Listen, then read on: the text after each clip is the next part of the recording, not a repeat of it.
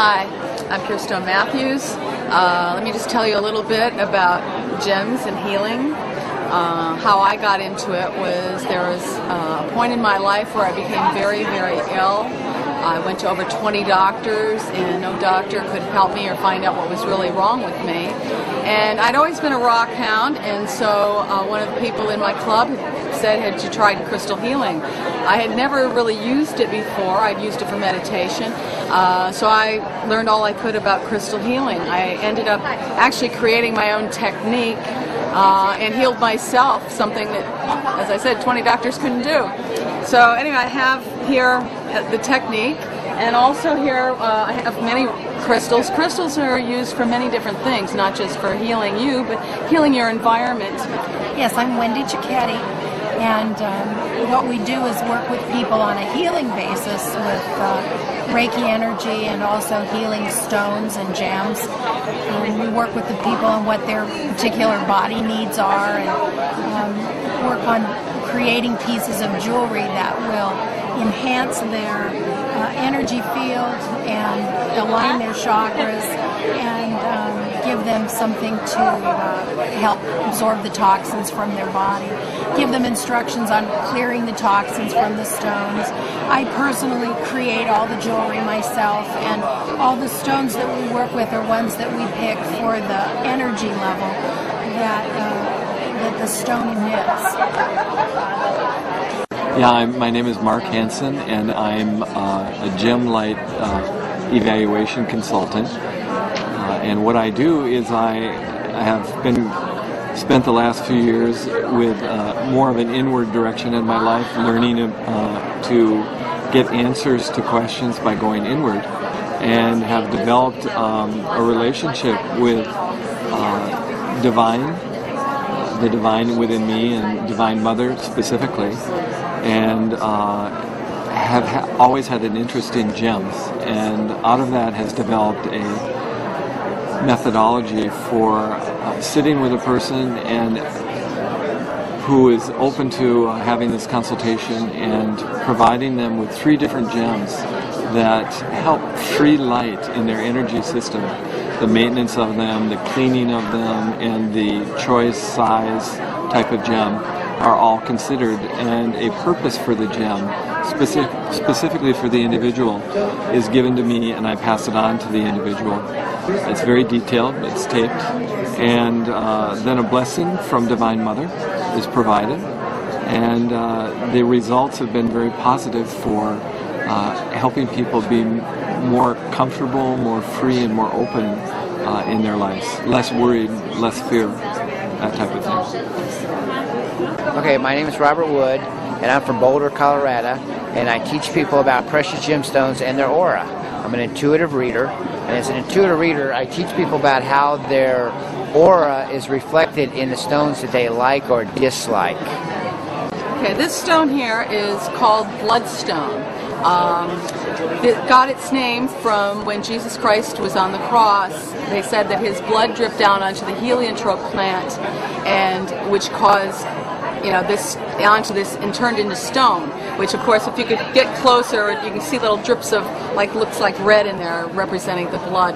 This is actually very good for any kind of blood disease you have, as well as immune systems. So if you have say people with MS, AIDS, this is a good stone for them to use.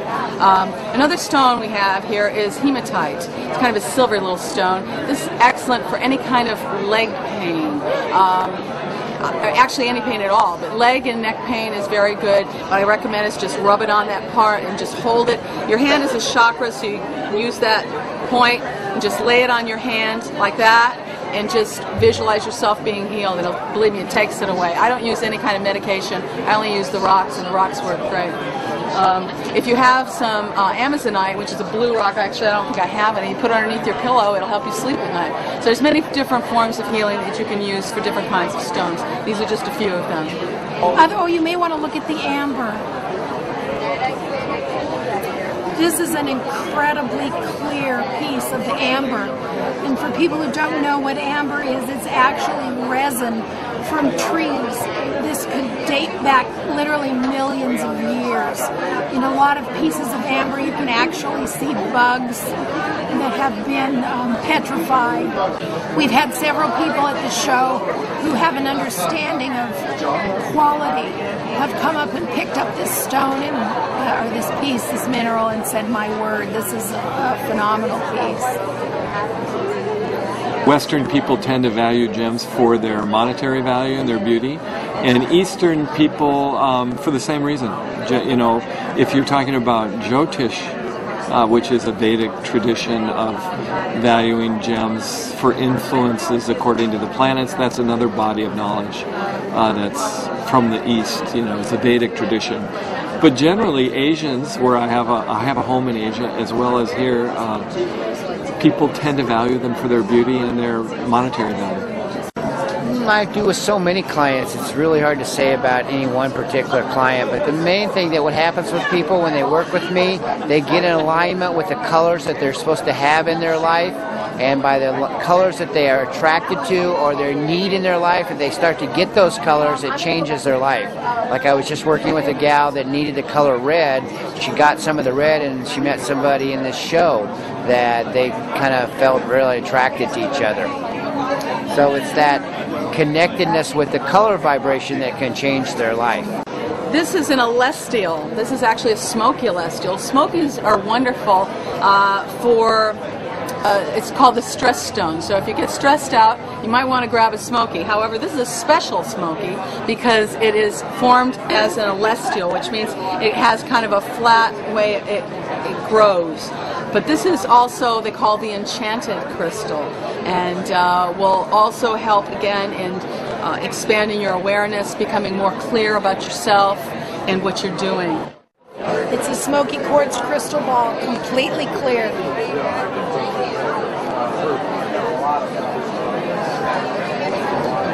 Is that what they use as a crystal ball? Yeah. Now here's one with inclusions. You see the difference? This is rose quartz. Rose quartz is a wonderful stone for bringing love into your environment. I suggest if you get a piece of rose quartz, put it in your living room, wherever it is that you'd like to put love. This is a real interesting piece. Actually, I dug it myself because I'm a rock hound. And the thing that's great about this is it actually has the rose points on it. It's very rare to find the points on a rose quartz. Usually it just grows in mass. But this is a California rose quartz. There's a couple places in California where you can actually go and dig your own, and I did. Can you tell us about like your favorite gem that you have here and what exactly it means to you? Well, that's hard for me to pick a favorite. Rose quartz is I like a lot because it uses the heart energy, works with the heart, and helps absorb emotional issues that might be a problem with some people. I love the Smoky Quartz, and I don't know if you can show the Smoky. The Smoky is really good for grounding, keeping people centered on the earth. We work with a lot of people who have a lot of flighty energy, and by carrying Smoky Quartz with them, it helps them ground and stabilize their energy. Oh, a specific one. I think all of them would have to be considered tools for helping people in the area where they need to have more freedom to have their impact and to be reminded of divine frequencies that gems carry. So I would say that all gems applied to individuals for their need would be, where the value lies. I wouldn't say one is more than another. Right now, my favorite is these Selenite Crystals because they're so awesome. I think they're fabulous. I don't know if you can see this one. Actually, this is the most valuable piece here. This is $450. This is a fabulously terminated piece of selenite. And right now, these are my favorite pieces.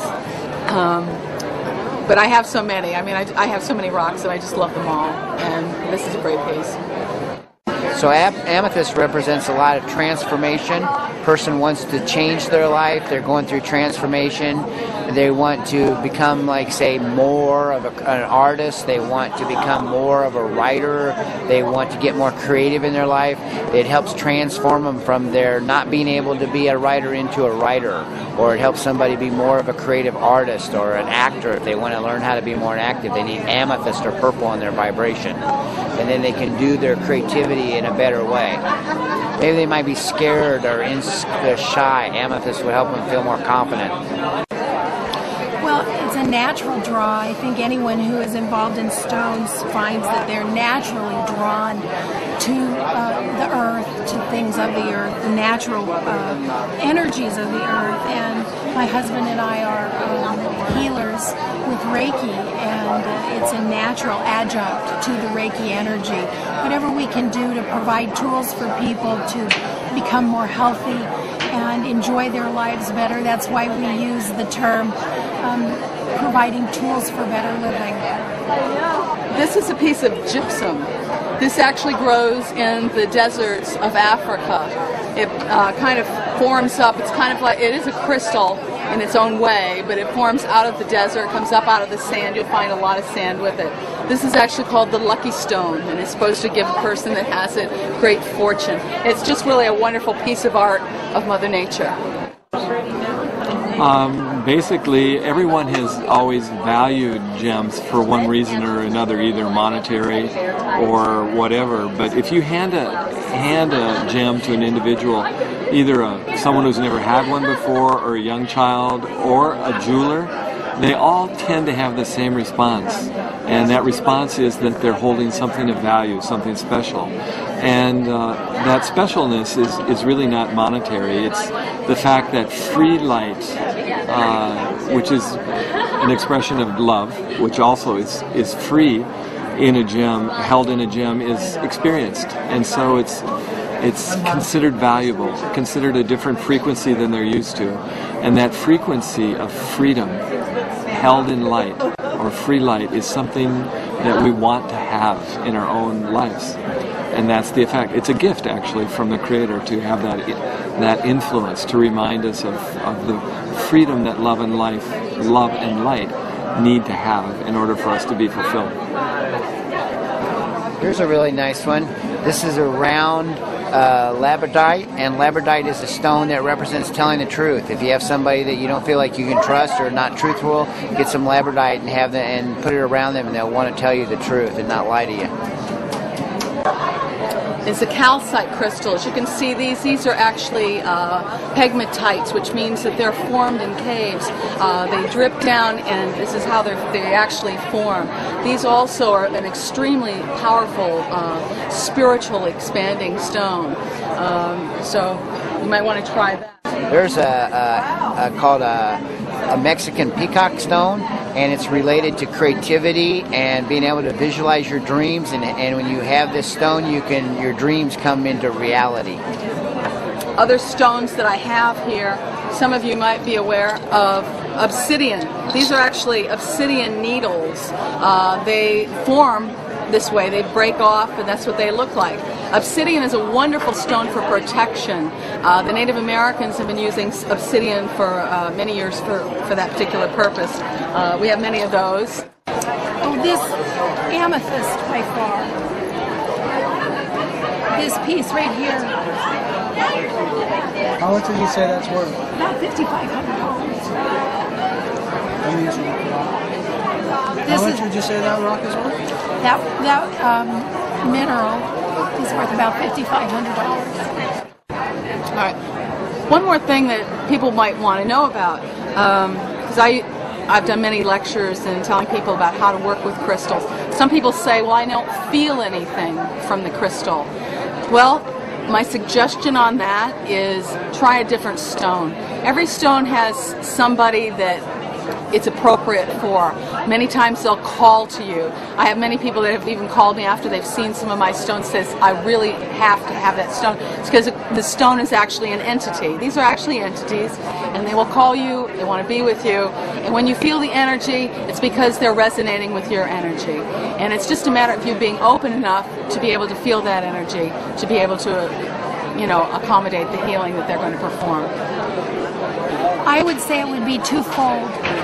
Number one, as a means of protection. When you use some stones, it protects your energy field from toxins coming in. Other stones help to absorb toxins that are already there. So it would be twofold. I like agate because it provides a field of protection around the body. And other stones like citrine and clear quartz will absorb. This particular stone here, chrysocolla, is very good for absorbing toxins from the body. Each one of the stones are related to the different chakras. So the chakras go from the base chakra at the base of the spine all the way to the top of the head. And it's like the colors of the rainbow. So there's stones that relate to every chakra. Like the solar plex chakra is yellow, and calcite is a yellow stone that represents yellow, which is happiness, and there's a green stone for the heart center, and a blue stone for the blue sapphire is for the throat chakra, and purple even for the crown chakra. So every one of the stones relate to the different chakras. So there's a lot of healing that occurs with chakra work, that you get the stones in your chakras and it opens up your centers. It's the way the energies work is we are all energy, our energy and their energy, and that's why there's different stones. As I was showing you the double stones, there's certain stones that are more appropriate, say like for instance the bloodstone is very good for the blood. It's the energy of that particular part of your body. Everything has energy, you know, and as far as the crystals are concerned, what you're doing is you program the crystals. You tell them, I want you to create this healing within my body. And so they're just amplifying your energy, really. Because the healing comes from within you. It doesn't come from the stones, really. They're just helping you. They're like facilitators with the piezoelectricity. That's really how it works. This is a personal power wand that I created, and it's literally a wand that can be used to bring energy down onto the earth. It's got several very high-powered stones, from clear quartz to citrine to copper, amber. It's just a very, very powerful piece, and it's called a personal power wand. Can you show it to me? This I know I created for somebody very special. I don't know who it is yet. That's why we have it sitting out here. They'll know it when they see it.